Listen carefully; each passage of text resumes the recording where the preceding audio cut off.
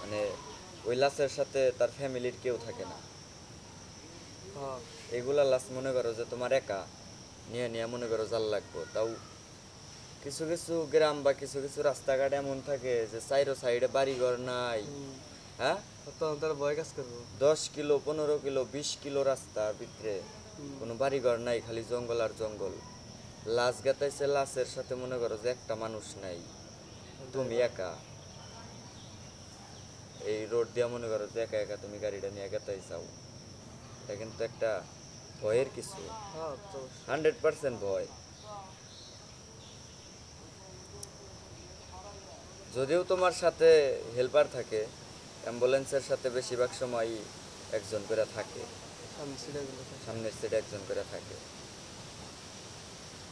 তারপরেও মনে করো যে একটু ভয় ভয়, কারণ তোমরা দুইজন, তাই কি পিছনে লাশ, পিছনে একটা মানুষ নাই লাশ ছাড়া, এই রাস্তা দিয়ে গেতাই চাও।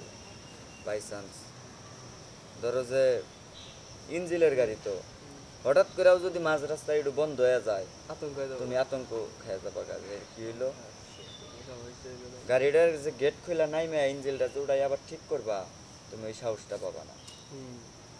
গাড়ি মারি একবার বন্ধ হয়ে গেল,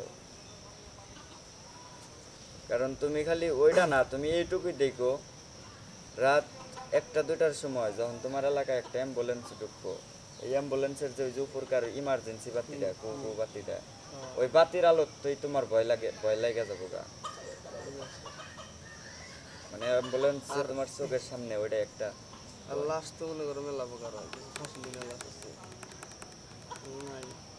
ফাঁসি বিশাল হাসপাতাল নিয়ে যাবে, এখন হার নাই, ওটা পাঠাই দেয়।